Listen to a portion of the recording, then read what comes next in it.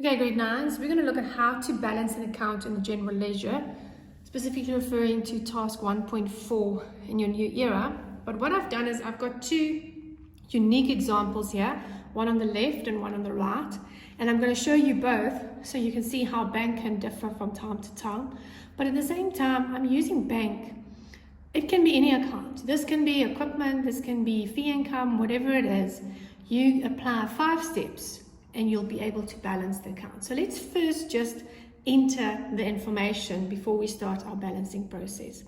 The first one up is, I've got a positive balance of 10,000 Rand.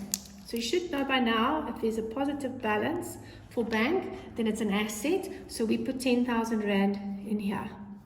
You will write, it's the first of the month, and then you'll write balance, BD, and you'll have your 10,000 Rand.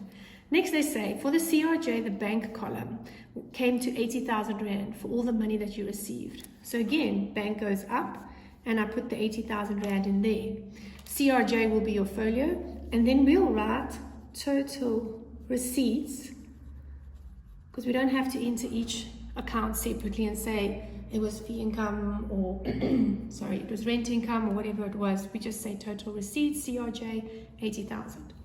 The next one is CPJ. This means this is all my payments. My bank column in that journal came to 70,000, and that's taking my bank account down. So the 70,000 will go on the minus side, and I will now write total payments instead of all the different accounts. If you're busy with equipment or you're busy with fee income, the word will be bank that you've written. But when you're in bank, you can't write bank as your details. Okay, now we can start the process. Now we can start our steps. So I'm going to enter the first step, and I'll show you at the end once I've written them. The first step is to spot the side that's the most, and you have to add it. Now if you just glance at this, you can see there's 10, 80, 70. Obviously it's this side. I normally leave a line open just to have some extra space. Leave a line open and add the side that's the most, and that's 90,000 Rand there.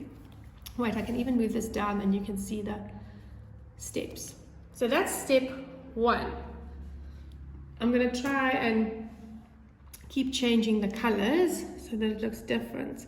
Step 2, you take this amount to the opposite side. Okay, opposite side.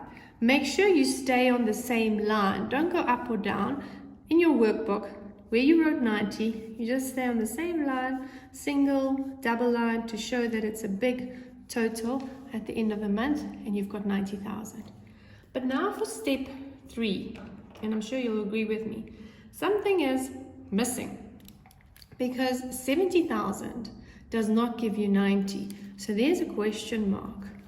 Step 3 is calculate the missing number, or the missing amount rather. So I would say 90 minus 70, it's 20,000. There we go. That's actually your new balance. And then finally, what you need to do is, I always put this as a separate step because people just forget to write balance CD. Okay, so add balance CD next to your answer. And now, I know in class this came up and everybody knew that you had to do this. You need to take this 20,000 Rand down to the opposite side. So I'm going to draw an arrow, which you don't do in your book, but you're going to take it to the opposite side. So what does it say? Take amount, opposite side. On the first, that's what that 1 is for. So you will then say, my bank account has got 20,000 Rand in it, BD, balance, and it will be the first of the next month that you can get that 20. So there, this account is balanced. This 20,000 Rand is going to go to my trial balance.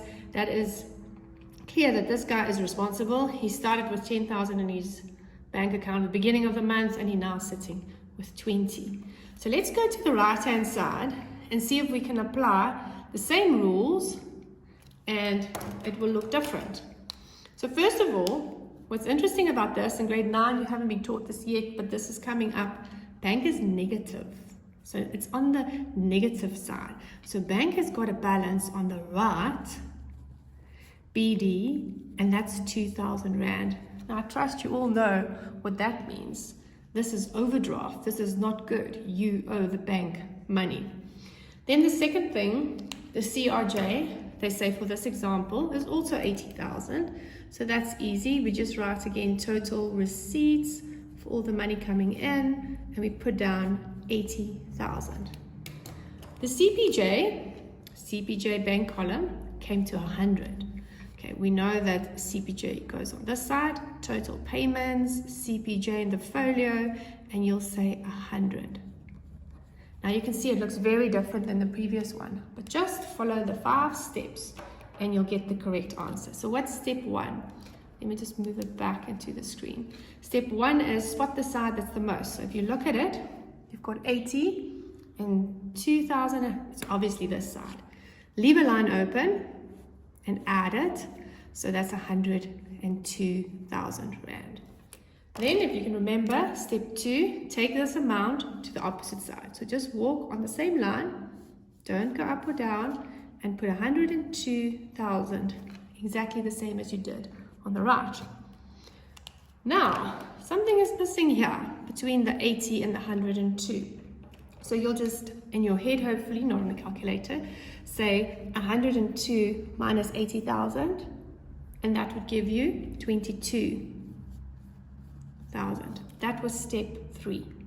Step 4, as you can remember, is just writing the words balance CD, just so that you don't forget. Balance CD, that's in. And your final step is take this new amount that you've calculated to the opposite side on the first. So whatever month it is, the first of the next month, balance, and you're going to say BD, and it is 22,000. But do know it's on the wrong side.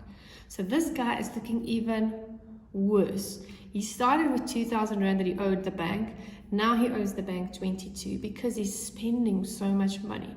But anyway, the point is, if you follow the 5 steps, whichever side things are going, you will come up with a new balance on the right side.